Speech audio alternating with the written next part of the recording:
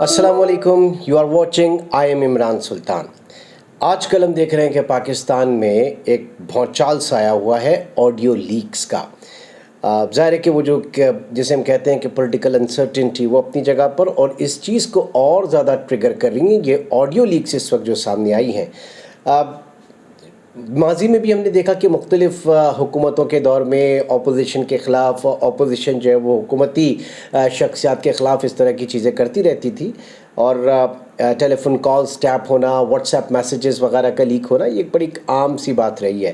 لیکن اس مرتبہ صورتحال خاصی سنگین ہے، پرخطر ہے، کیونکہ یہ آڈیو جو لیکس ہوئی ہیں یہ کوئی ٹیلی فون کال ٹیپ نہیں ہوئی، یہ کوئی واٹس ایپ میسیجز جو ہیں وہ سامنے نہیں آئے، بلکہ یہ 8 GB کا کنورسیشن ہے.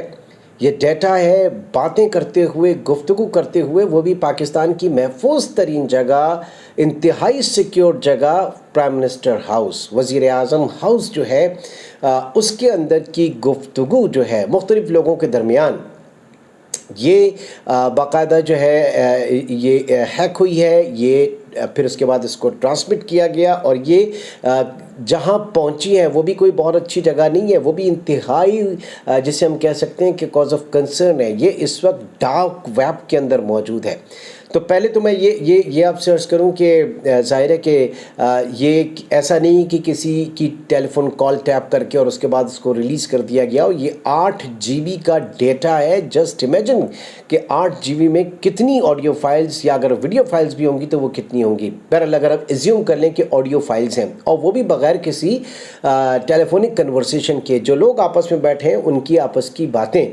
اب ظاہر ہے کہ اگر وزیر اعظم ہاؤس کے اندر ہیں تو وہ سیاسی باتیں بھی ہوں گی، اور ان کی جو ظاہر ہے کہ ایگزیکٹو پاور کے حوالے سے ہیں اس کی باتیں بھی ہوں گی، حکومتی راز ہوں گے، بہت ساری چیزیں ہوں گی جو اس وقت ہیک ہوئی ہیں.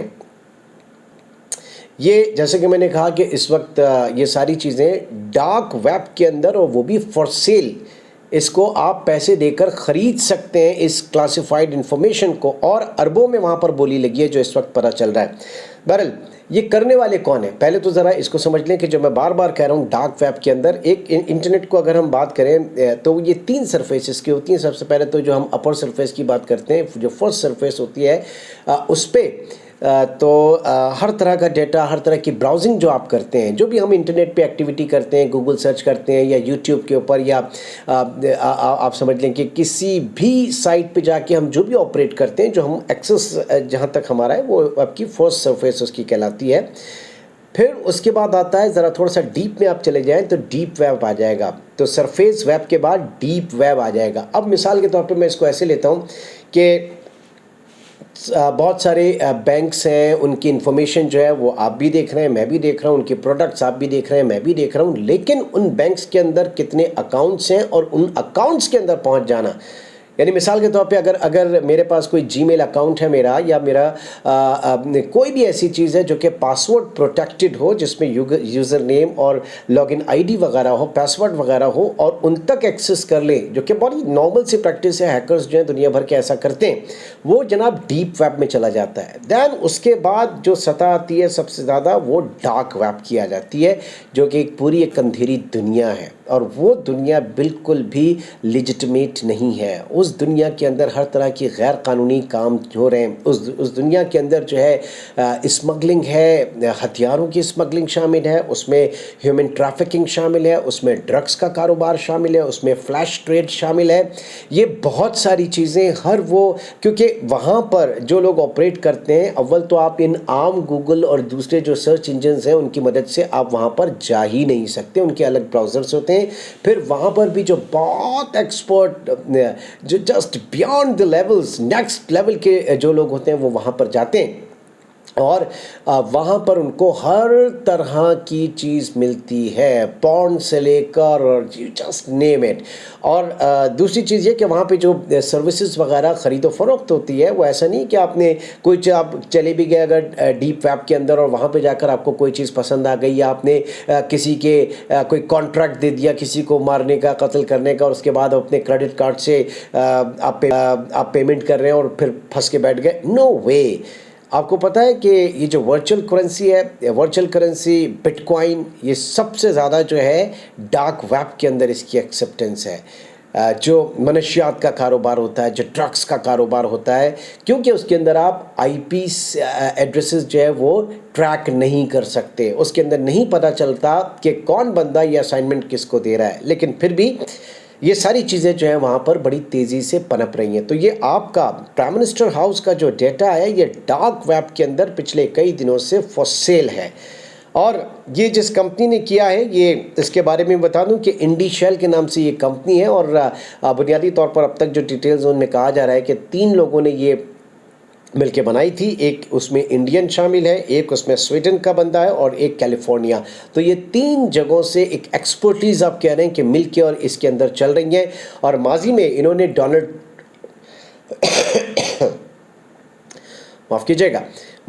ڈونلڈ ٹرمپ اور جان کیری کی جو ہے گفتگو وغیرہ کنورسیشن جو ہے اس کو بھی انہوں نے ٹیپ کیا تھا، اور یہ لے کر آئے تھے، ان کی آڈیو لیکس کی تھی.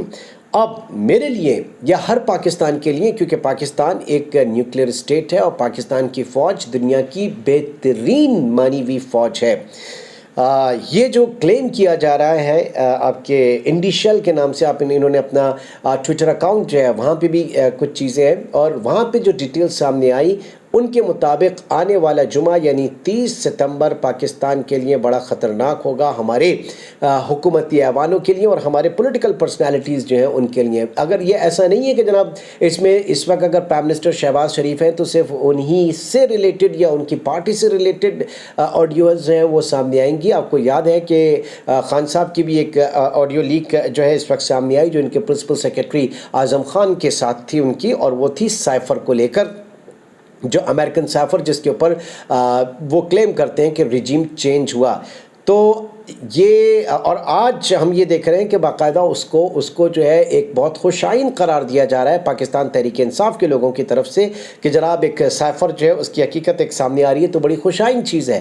لیکن ایسا نہ ہو کہ کچھ چیزیں اور سامنے آئیں جو خود خان صاحب کے لیے یا پی ٹی آئی کی پارٹی کے لیے شرمندگی کا باعث بنے. کیونکہ کنورسیشن جس نے ریکارڈ کی ہے، جس کسی نے بھی کی ہے، تو وہ تو یہ کہہ رہا ہے کہ ملک کے قومی مفاد میں ہے. مجھے نہیں پتا کہ ایسا کون سا پاکستانی ہوگا جو پاکستانی فوج کو بدنام کر کے، پاکستان کی عدلیہ کو بدنام کر کے، پاکستان کے پولیٹیکل ایلیٹ کو اور سب کو بدنام کر کے، آئین کو بدنام کر کے، ملک و قوم کو بدنام اس کو جو ہے ایک بہت خوشائن قرار دیا جا رہا ہے پاکستان تحریک انصاف کے لوگوں کی طرف سے کہ جناب ایک سائفر جو ہے اس کی حقیقت ایک سامنے آ رہی ہے، تو بڑی خوشائن چیز ہے. لیکن ایسا نہ ہو کہ کچھ چیزیں اور سامنے آئیں جو خود خان صاحب کے لیے یا پی ٹی آئی کی پارٹی کے لیے شرمندگی کا باعث بنے. کیونکہ کنورسیشن جس نے ریکارڈ کی ہے، جس کسی نے بھی کی ہے، تو وہ تو یہ کہہ رہا ہے کہ ملک کے قومی مفاد میں ہے. مجھے نہیں پتا کہ ایسا کون سا پاکستانی ہوگا جو پاکستانی فوج کو بدنام کر کے، پاکستان کی عدلیہ کو بدنام کر کے، پاکستان کے پولیٹیکل ایلیٹ کو اور سب کو بدنام کر کے، آئین کو بدنام کر کے، ملک و قوم کو بدنام کر کے، اور پھر ملکی مفاد کی بات کرے. تو اس میں تو اب کوئی دو رائے نہیں ہے کہ یہ نہ تو کسی پاکستانی کا کام ہے، اور اگر ہے بھی تو وہ ملکی مفاد میں تو ہو ہی نہیں سکتا. اور اگر ہوتا تو اس کے اوپر نیشنل سیکیورٹی کمیٹی نہیں بنتی، جس طریقے سے اس نے اس کو سیریسلی لیا ہے. خود آرمی چیف جو ہے وہ ان معاملات کے حوالے سے کافی کنسرن ہے.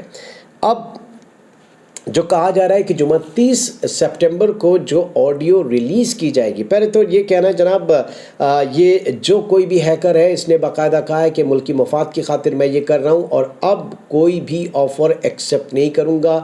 کہنے والے یہ کہہ رہے کہ اب تک تقریباً 10 ارب کی اس کو آفر کی جا چکی ہے کہ ڈیٹا ان کے حوالے کر دیا جائے. اور تقویت اس بات سے یوں ملتی ہے کہ پچھلے دنوں فواد چودھری صاحب جو ہیں انہوں نے بھی باقاعدہ یہ کہا، ان کا یہ اسٹیٹمنٹ کہ حکومت جو ہے وہ خود ڈیل کر رہی ہے اس وقت اس ڈیٹا کو خریدنے کے لیے اور اپنی تمام تر کوششیں جو ہیں وہ صرف کر رہی ہے. بہرحال کہا یہ جا رہا ہے کہ صحافیوں کے ساتھ جو گفت و شنید ہے، اگر پرائم منسٹر ہاؤس کے اندر ہے تو شاید پرائم منسٹر کی ہو یا ان کی اور لوگوں کی، صحافیوں کے ساتھ جو ان کی گفتگو ہے اس کو جو ہے وہ ریلیز کیا جائے گا. سرکاری افسران کے ساتھ، فوجی افسران کے ساتھ، فوجی شخصیات کے ساتھ، انکلوڈنگ प्रीमियर फौजी सरबराह जो हैं उनकी गुफ्तगू के हवाले से भी कहा जा रहा है, और साथ ही साथ ज़ाती और सरकारी उमूर की गुफ्तगू जो है वो भी इस वक्त इस 10 GB के डेटा के अंदर मौजूद है। कुछ इंक्रीमेंटल नेचर टाइप की यानी मुजरिमाना गफलत, मुजरिमाना नौयत की भी गुफ्तगू इसमें हो सकती है। फिर हमारी जो जुडिशल अपॉइंटीज़ हैं उनके हवाले से या उनके लोगों से भी गुफ्तगू हो सकती है, जो कि इस वक्त आश्कार होने जा रही है। इसमें गैर मुल्की शख्सियात के साथ होने वाली गुफ्तगू भी शामिल है। तो अब बात सारी ये है कि इसको एक नेशनल कॉल के तौर पर लेने चाहिए। मैं समझता हूँ कि साबिक़ वज़ीर आज़म इमरान खान को भी इसके ऊपर जो है वो क्रिटिसाइज़ करना चाहिए, क्योंकि ऐसा आज तो वो साइफ़र के मामले पे इसको सपोर्ट कर रहे हैं और ये कह रहे हैं कि साइफ़र को भी पब्लिक हो जाना चाहिए, कहीं ऐसा ना हो कि फिर मीठा मीठा हप हप कड़वा कड़वा थू थू।